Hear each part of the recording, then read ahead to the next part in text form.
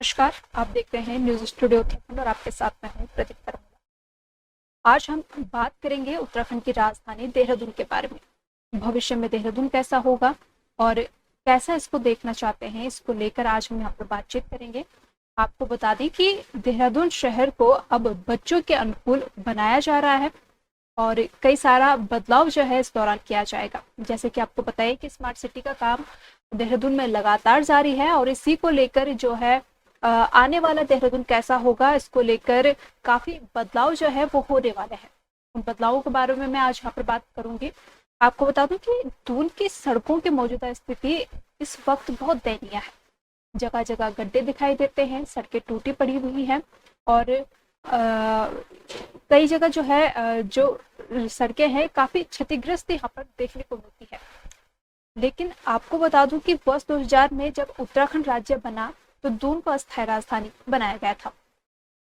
उस समय दून में महज 3 से 3.5 लाख वाहन पंजीकृत थे, लेकिन अब यह संख्या बढ़कर करीब 10 लाख हो गई। इस लिहाज से सड़कों की बात करें तो महज 12 से 20% सड़कें ही चौड़ी हो पाई हैं।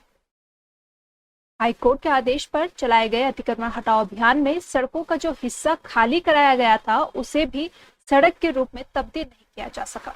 आपको बता दूं कि लगातार उत्तराखंड में जो है और उत्तराखंड की राजधानी की स्पेशली यहाँ पर बात की जाएगी देहरादून की, तो यहाँ पर लगातार अतिक्रमण हटाओ अभियान जारी है और इस दौरान जो है जो अतिक्रमण है उसको हटाया जा रहा है, सड़कों से भी अतिक्रमण हटाया जा रहा है। लेकिन इस दौरान जो तोड़फोड़ की जा रही है वहां पर देखा जा रहा है कि बाद में उसे सुधारा नहीं जा रहा है, जिससे भी यहाँ की सड़कें क्षतिग्रस्त हो रही हैं। जगह जगह गड्ढे बने हुए हैं, सड़कें जो है सड़कों की हालत जो है वो सही नजर नहीं आती है।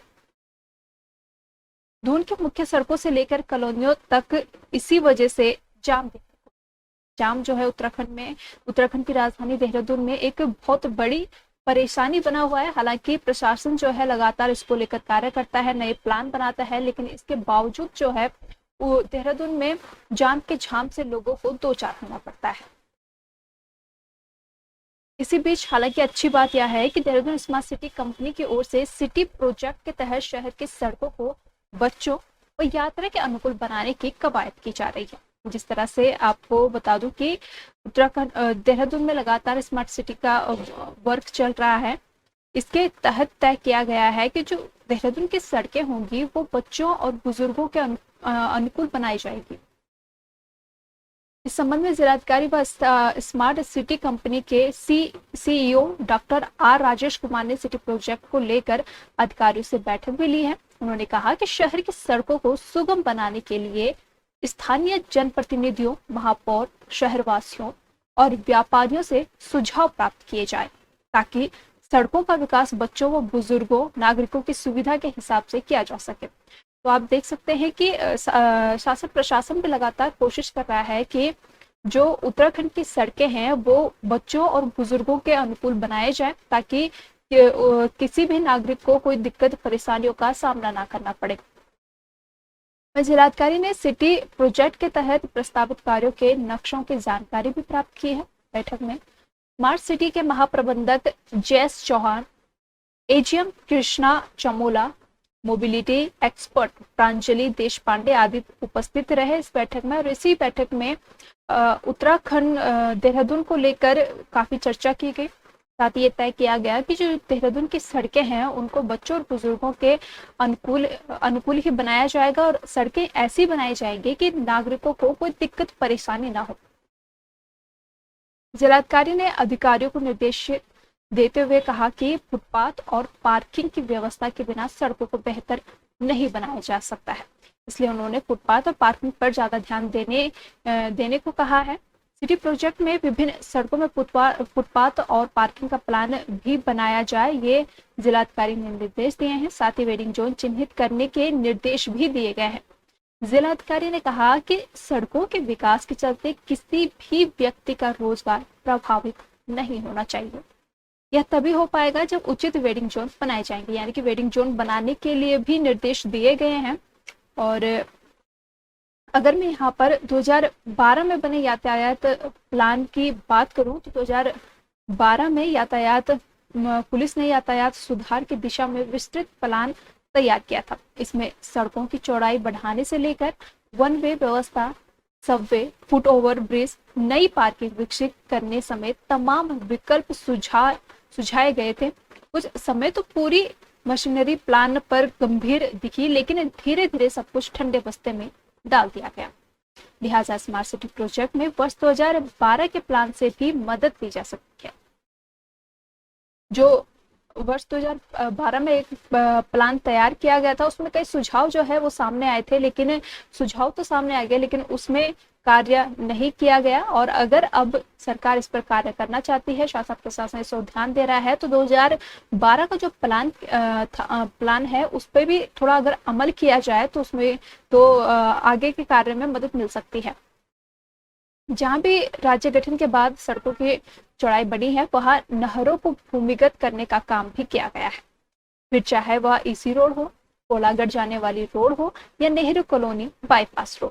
के अलावा बल्लीवाला बल्लूपुर के महज डबल लेन फ्लाईओवर और आईएसबीटी के 4 लेन व वाई शेप फ्लाईओवर को तैयार करने के साथ कुछ चौराहों को चौड़ा किया जा सका है। हालांकि मौजूदा यातायात दबाव के हिसाब से यह प्रयास नाकाफी है। ऐसे में सिटी प्रोजेक्ट से उम्मीद और बढ़ गई है। अगर सरकार चाहती है कि देहरादून की सड़कों को बच्चों और बुजुर्गों के हिसाब से बनाया जाए और किसी नागरिक को कोई दिक्कत ना हो, उसके लिए कई बातें भी है जिन पर अमल करना बहुत जरूरी है, जैसे कि नए पार्किंग स्थलों का निर्माण करना, फुटपाथ खाली कराए जाए और अतिक्रमण पर रोक लगे।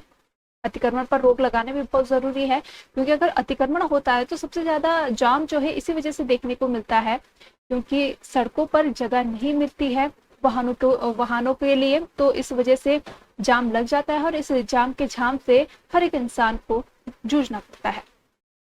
वही प्रमुख रेलवे क्रॉसिंग पर रेलवे ओवरब्रिज और अधिक व्यस्त चौराहों पर फ्लाईओवर की दिशा में काम किया जाना चाहिए। अगर फ्लाईओवर बनेंगे तो उससे भी जाम के झाम से निजात मिलेगी और जो सड़कें बनाई जाएगी वो बिल्कुल उसी तरह से बनेंगी कि नागरिक को दिक्कत ना हो। वहीं अतिक्रमण मुक्त कराई गई सड़कों को खाली भाग तक चौड़ा किया जाए।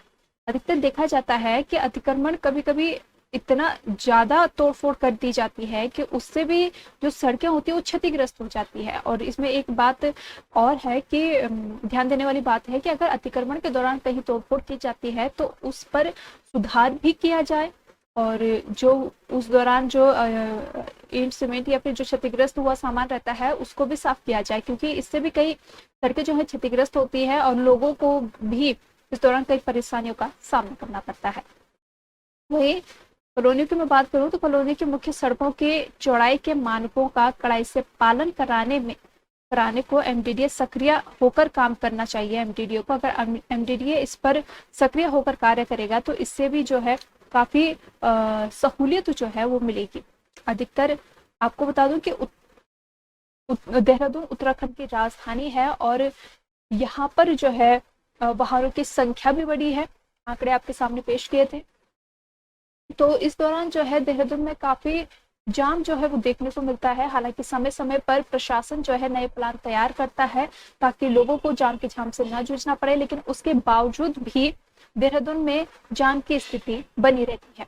और अगर देहरादून की सड़कों को नागरिकों के हिसाब से बनाया जाने के बारे में सोचा जा रहा है तो उसमें बहुत जरूरी बातें जो है वो ध्यान रखने योग्य है कि जो बातें मैंने बताई है इस पर अगर थोड़ा सा अमल किया जाए तो डेफिनेटली जो देहरादून की सड़कें हैं उसे बुजुर्गों और बच्चों के अनुकूल बनाया जा सकता है। इस पे एक आम आदमी को भी ध्यान देने की जरूरत है कि वाहन सिर्फ वहीं पे खड़ा करे जहां पर पार्किंग बनाई गई हो, क्योंकि अधिकतर देखा जाता है कि पार्किंग में वाहन खड़े करने के बजाय जो आम सड़कें होती है वहां पर वाहन लगा दिए जाते हैं, जिससे भी जाम की स्थिति बन जाती है और कई लोगों को इस दौरान परेशानियों का सामना करना पड़ता है। फिलहाल आज के रिपोर्ट में बस इतना ही। बने रहिए न्यूज़ स्टूडियो उत्तराखंड के साथ। नमस्कार।